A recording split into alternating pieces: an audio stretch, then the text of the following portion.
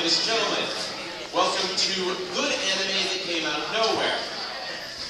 We'll be hosting 3 more shows for this. Unfortunately, the 4th member of our entourage, as we said, was not able to make this. We will explain why in a little while. But for now, we're here to try and sell you on a few shows you may not have heard of, or if you've heard of them, you may not have seen. So let's get the ball rolling.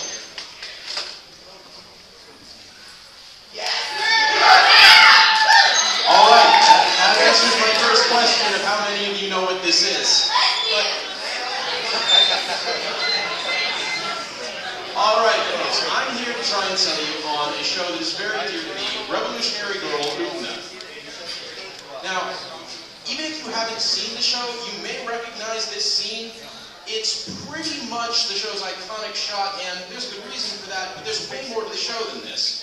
At first, you might think that it's about, some magic and some flashy sword fights, but trust me, it is about much, much more than that. Yes, that's involved, but I get into that a little bit later. You see, this show here was directed by a man named Kunihiko Ikehara, who thought it was going to be the last show he ever did. Now, he vowed to make it the pinnacle of his work, which shows how much he cared about this thing. And fortunately, for those of you who enjoy your anime with a hint of the bizarre, it was not his last show. You may recognize him as the director of War Penguin Drum from a few years ago, in the early engaging series, or you might recognize his slightly more famous work, Sailor Moon and its many sequels. There are a few stylistic elements and thematic elements that are shared between it and Utena, but Utena is a very, very different beast. So, what's the good about this show? Well, it's got a very tightly focused story that takes place over 36 episodes, very well put together. The characters are well developed, it explores some very profound themes, and it twists a lot of your expectations.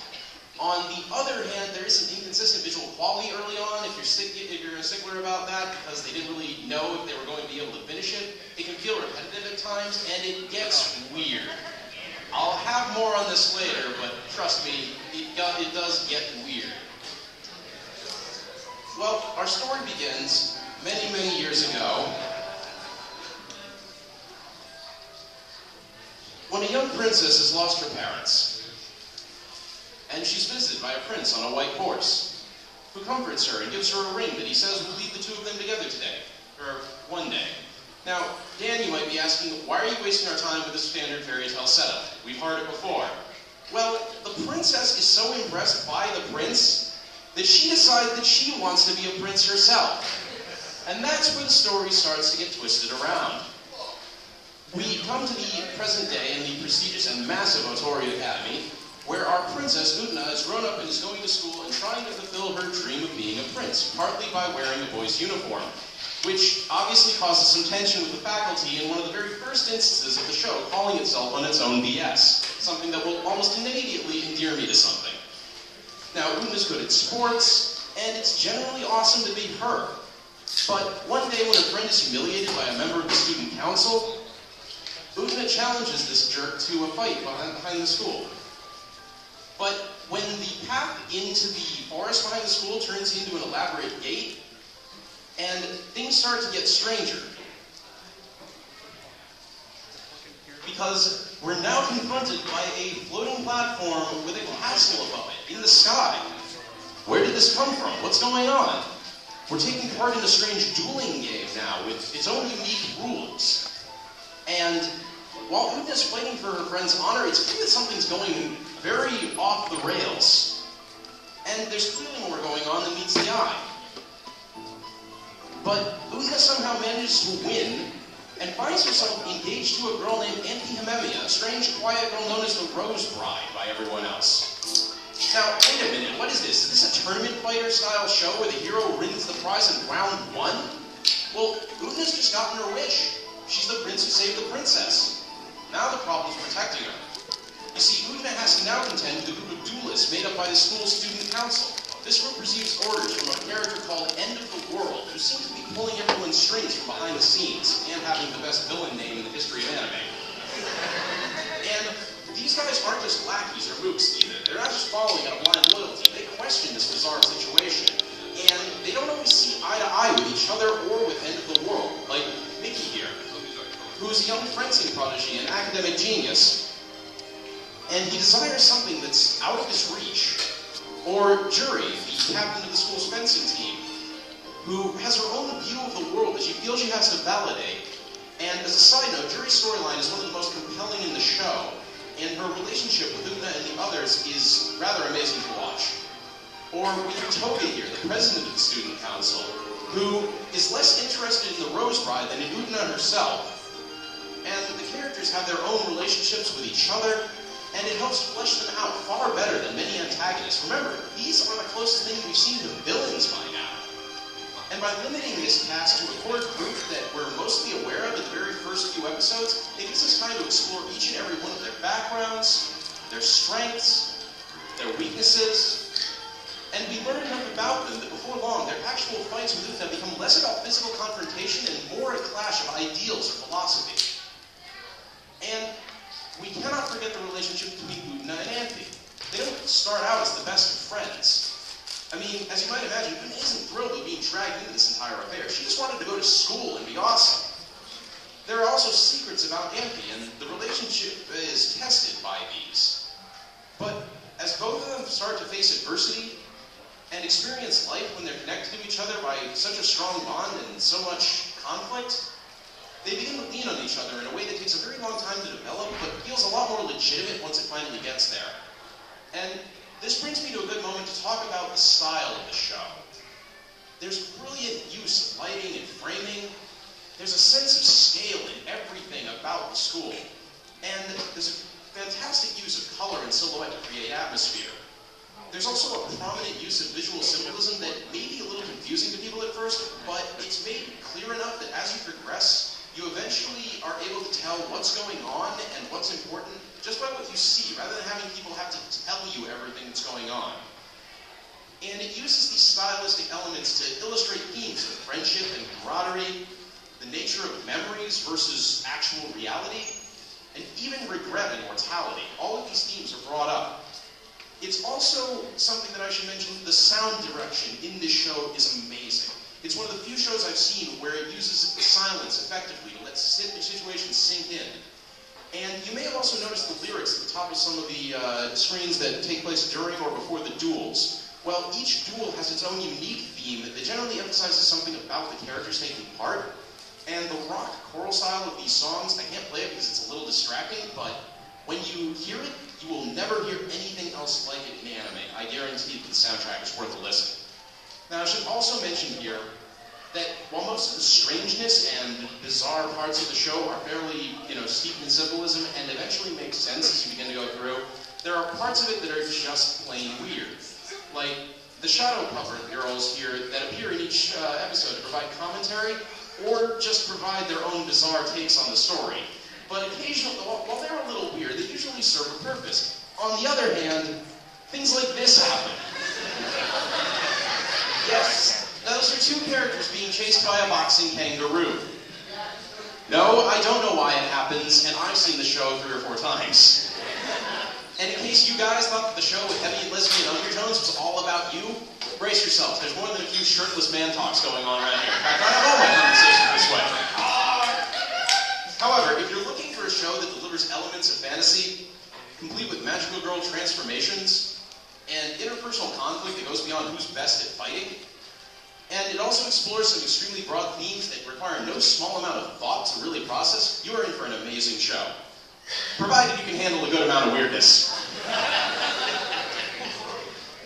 Now, as you work your way through this show, you'll want to know the answers to questions that keep arising. Who is End of the World? What do they want? And what's truly going on in a Torii Academy that demands these strange duels? And above it all, what is the secret behind the Rose Bride?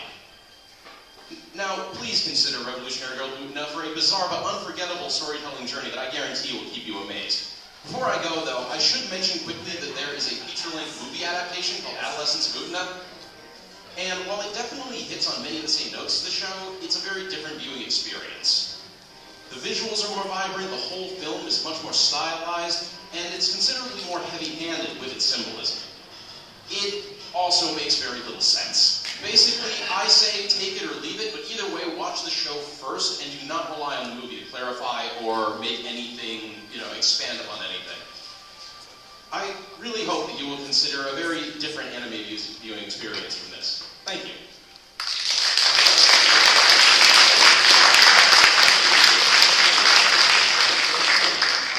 Vital information for anyone interested. Leave that up there for a couple seconds.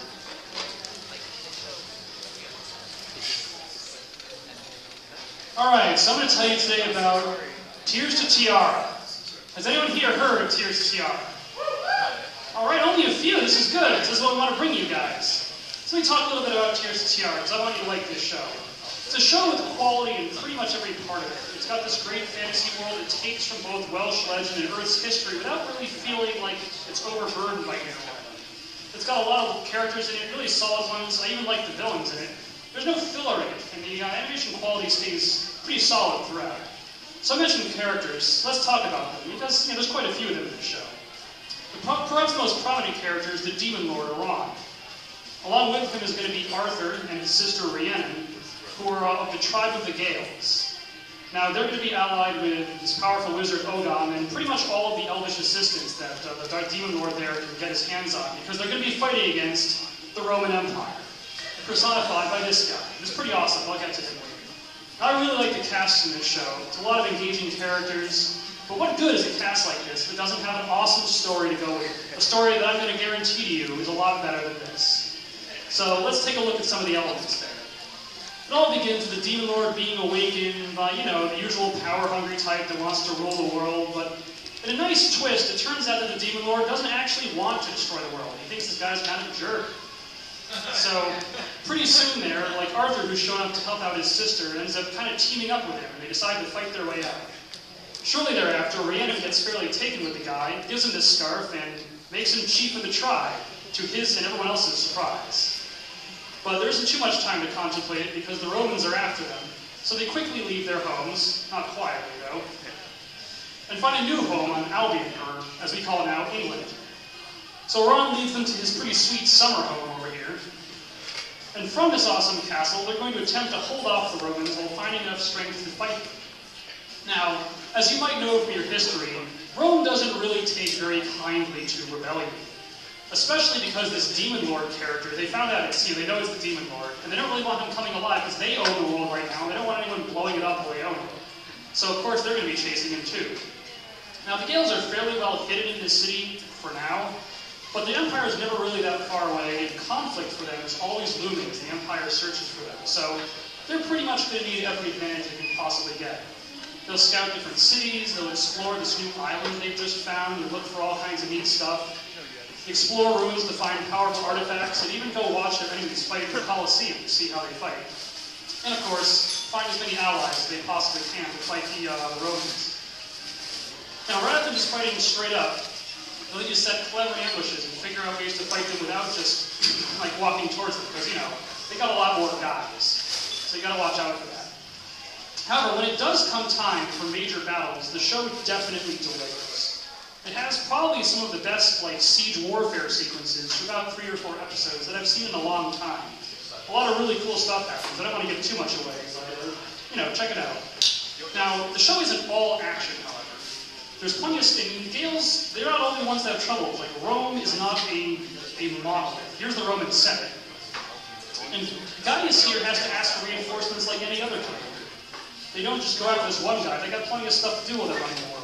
And he doesn't always get his way either, which I thought was pretty interesting. He's an excellent villain. Let me set some of that up. See, he's always going to follow his orders. But he also questions them. He understands that what he's doing is basically genocide. And throughout the show, he'll make that pretty clear. He's got respect for his enemies, and while he's really, of course, strong in the battlefield, look at the guy. He can also debate intelligently with people the nature of what happens when 2 civilizations collide with each other. So, as a villain, I found him really complex and interesting and driven, while at the same time being, of course, incredibly brutal, as a villain should be. He really personifies the show, and I like where they went with it. Now, as for the world more broadly, let's take a look at it. Now, it's a world, like I said, that draws a lot on Welsh myth, but they don't really, they have like a lot of place names and so on they've taken from the actual myth, and they don't just pull everything out of the source material and then throw it into a blender, like a lot of other shows like the It actually stays relatively faithful to the myth, which I really enjoy. Now, it's also a world that while there is, magic and spellcasting and so on, it's not the focus of the show. Like, you're going to have, nice defensive spells occasionally here and there, but it's really about hand-to-hand combat with, soldiers and guys on foot, archers and so on, and clever tactics being a lot more important than just having a superior spell or watching a bunch of wizard rules. So, it's where the fantasy in the show comes from the characters and the setting, which I like a lot more than just the fact that magic exists. There's also a few elements in the show that I personally found really engaging. Like, there's a focus on the tribe, and not just its leaders, Arthur and Brienne, that I find really refreshing. They gotta make sure everyone does well. They gotta go find enough food for these guys, like eating these awesome giant crabs in their own shells. They gotta find enough shelter for these guys, make sure they're trained up enough to fight the Romans, make sure their army is gonna be well supplied, and of course plan all of their relatively clever assaults. There's other guys in the show that aren't the main characters, are not just faceless background characters. They get quite a bit of screen time too, and like I was saying, fairly refreshing to see something that has the whole group succeed rather than just the main characters always in the front. Another major point of interest for me was the relationship between Arthur and Aran here, the two main characters. Now, this show is basically about the two of them, and their development is what makes it. They're kind of a tense start, as you might imagine from a guy named the Demon Lord fighting this other kid. But they're going to grow over time. Arthur is going to grow as a leader of his people. I mean, Aran's been around for a long time, so he gets to teach this guy how things work. Meanwhile, because he's been asleep for 1,000 years, Arthur gets to teach him about what it's like in the new, the world these days, what it's like being a Gale, how they fight as opposed to, what he was used to. Throughout the show, trust grows between the two of them, both on the battlefield and off of it. And it leads to a close camaraderie between the two of them that is different from a lot of what I see these days in anime. It's kind of a rare friendship. It's a theme that carries over to many of the other characters as well. It's not a show that has like a strong romance plot or anything like that. It doesn't really do a lot of filler. Instead, it focuses almost entirely on relationships between characters. So, if you're looking for a show that has a lot of great action, great story, and some really interesting characters, and most importantly for me, not even a little bit of wasteful filler, do not hesitate. Check out this show. Thanks.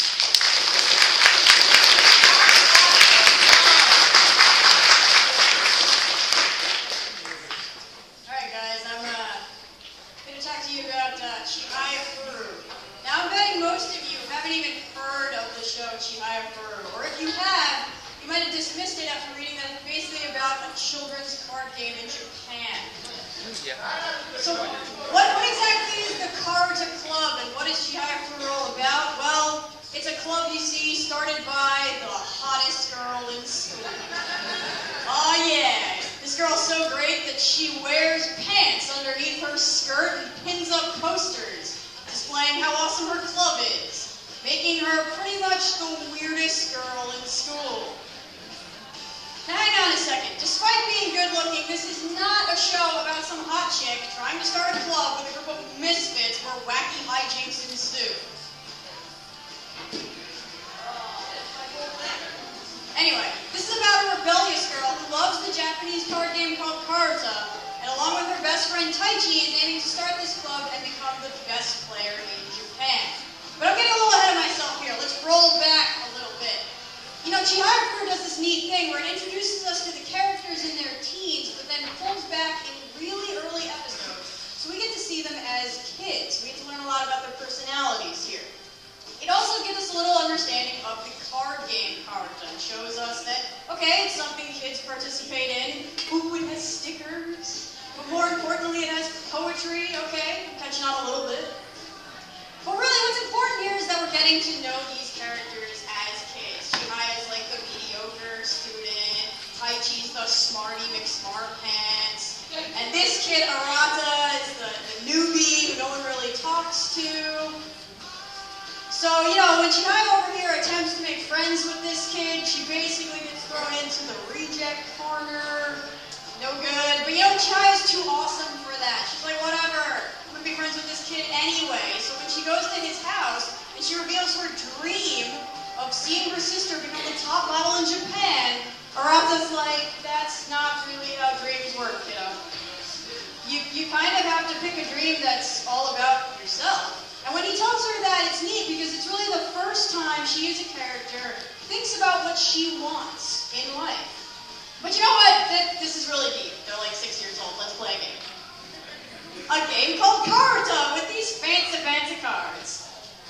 So this is gonna be great. Look around his face right now. He's so happy to have someone to play with, and you know, you really get a sense of how much he loves this game in this shop. Before he was just like that quiet kid in the front of the class, but you really get an understanding of how much he loves this game. It's gonna be awesome. So, like I said in the intro slide, most of you have never even heard of this game from Japan. I had never heard of this game from Japan. And the show does not assume that you do. It's going to teach you how to play the game in the most practical way possible. It's going to teach you through a beginner, through Chihaya herself, who knows how to play, but not incredibly well. So they talk you through it. We're going to line up 25 cards in 3 rows. We're going to read, somebody's going to read the first line of a poem. Okay. I have to grab one of my cards, or one of my opponent's cards, that has the second verse of the poem read. Alright, this sounds really simple. I can tell why it's played by kids. Good heavens, that's a very intense face for a game I thought was really simple. Your eye is huge. I thought we were all in this for fun. Anyway, someone's gonna read the first line of a poem, and holy smokes. Did you see how fast his hand moves? Let me show you how fast his hand moves. So freaking fast. He hits that damn card so hard, it gets stuck in the wall. Like, that's how good he is. That's how intense he is. And then, like, watching him is incredible in these scenes. You really get all you need to know out of this character in these couple of shots. Like, how passionate he is about this game, how passionate he is as a person, comes out while he's playing this game. So here's the deal. Chihaya's like, I really just want one card, man. Like, I'm losing here. So I'm gonna pick that one, and damn, I'm gonna get it. And when she does, she makes the happiest face in the universe. Like, there's just so much joy and so much elation put into these characters when something good happens. Like, a lot of details put into their facial expressions. You feel their joy on screen. It's fantastic. And you know what? Instead of being like, man, I just got destroyed at that game, like, that one game basically sets in motion a wave of excitement for Chihaya, and she gets really serious about playing this Karuta game. Of course, there's still Tai Chi to contend with, because he's the best mixed smarty pants in class, don't you know? But you know what? Tai Chi's got a little more to him than just that. Like, you think he's the jerk character, but his mom at home puts tons of pressure on him. He's basically a victim of wanting to impress her, like, all the time. And, you know, when have these people not felt that kind of pressure to succeed? So we take this guy, who could have been a completely 2D, cardboard, cutout, annoying character, and we give him, like, a whole new appearance, something that we can relate to. So basically, when he starts losing to Arata, like, you kind of feel bad a little bit. Like, oh, man, your mom's gonna, like, destroy you. But anyway, that's too deep. We're here to play a children's card game.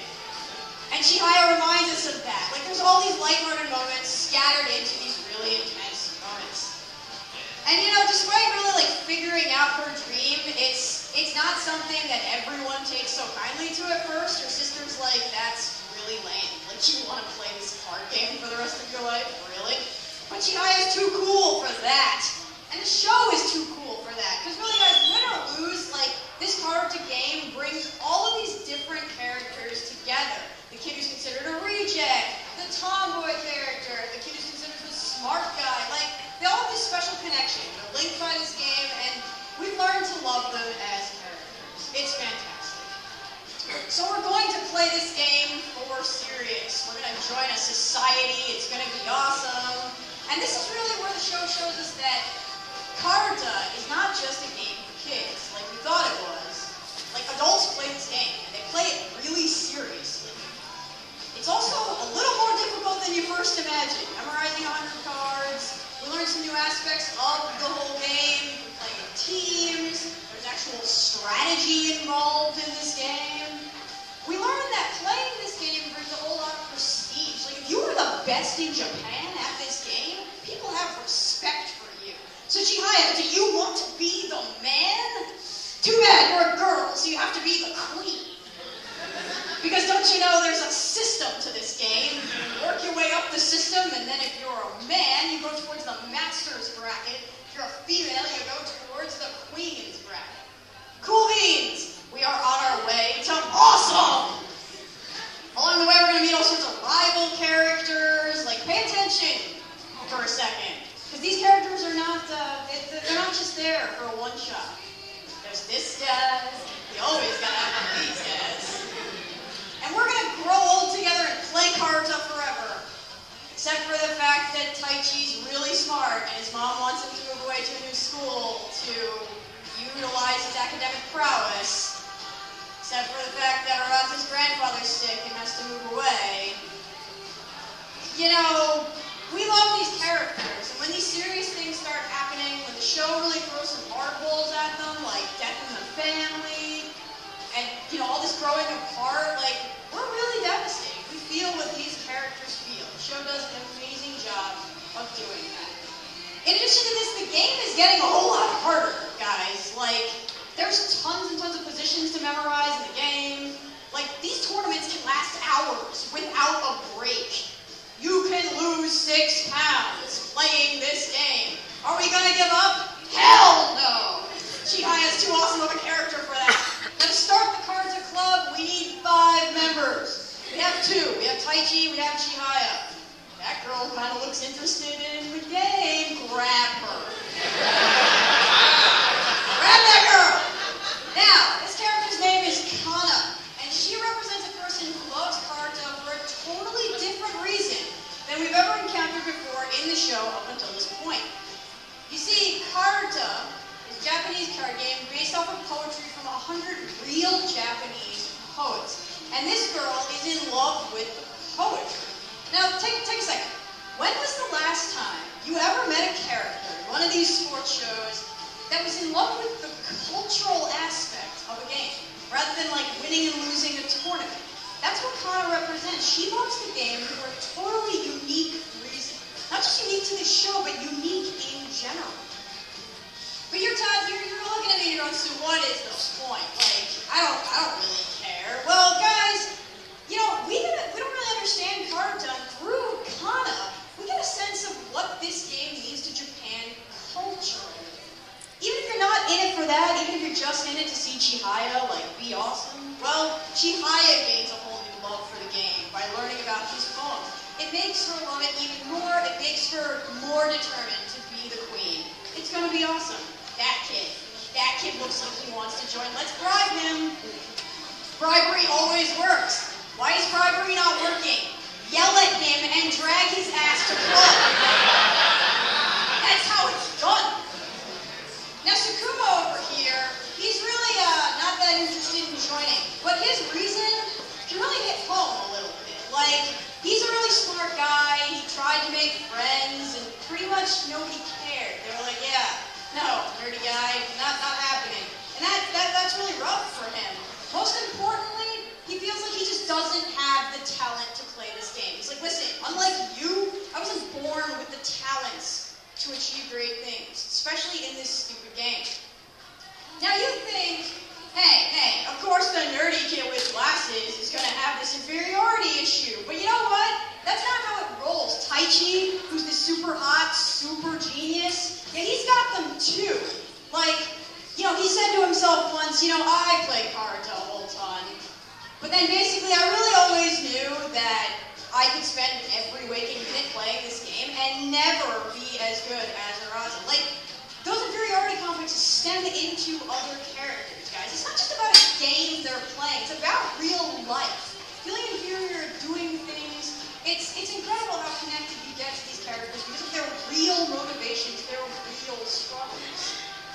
Anyway, it's not just Chihaya that's awesome. When you feel like you can't do something, you keep going and you flip a table, baby. And that's his table in the freaking air. Yeah! That's what I'm talking about. Look at that kid. Hey, we got 4. We only need 1 more. That kid. That kid looks like he wants to play, eh? I mean, he's pretty good at tennis, but I'm sure he really wants to play Karuta. I'm sure he does. Hey, kind of turns out he was interested in Karuta once upon a time. Too bad he got beaten so bad he told himself, I will never play this game again. But you know what? You might leave the game, but the game never leaves you. He runs on the tennis court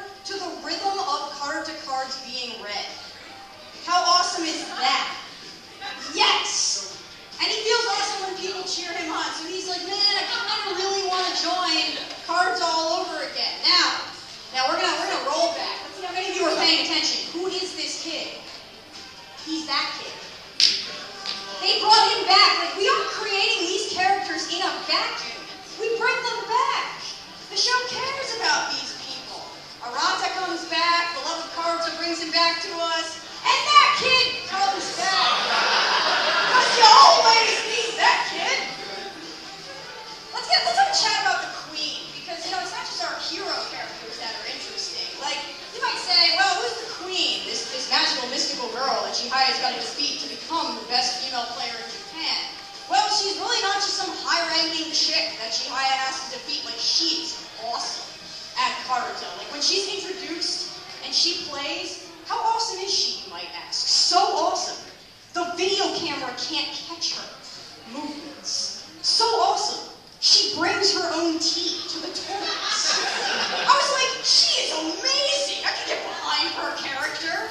And she actually has a backstory as to why she is so good at Karuta. I won't tell you what it is, because I want you to watch the show, but it is just as believable as everybody else's reason. She doesn't have magic powers, guys. She's good, and there's a real reason as to why she's good.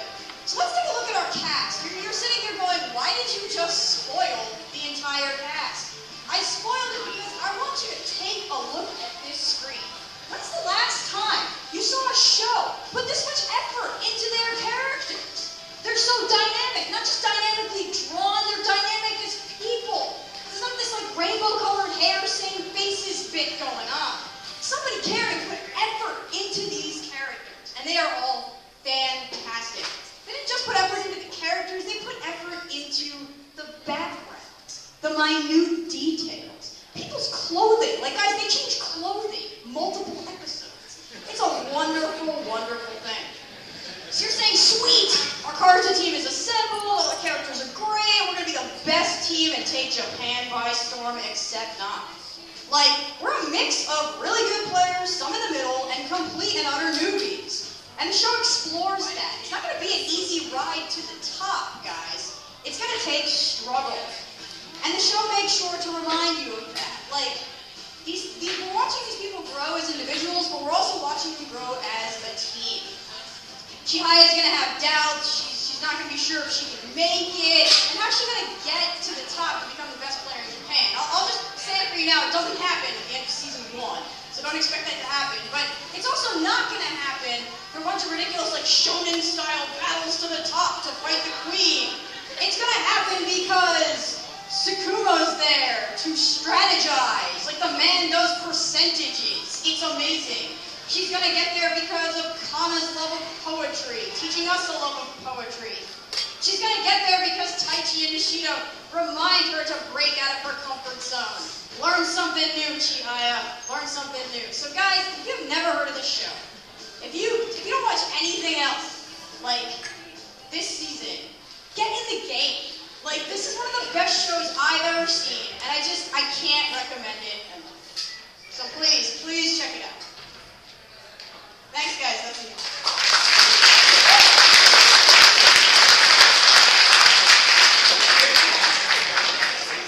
All right, so, as we previously mentioned, yeah. Take a look at that, very depressing. This plane has been delayed several hours, so we will not be able to run the last thing we were going to run today. Instead, if anyone wants to come out and talk to us about panels or suggestions for shows in the future, head on down. We'd love to hear from you. Other than that, thank you for coming.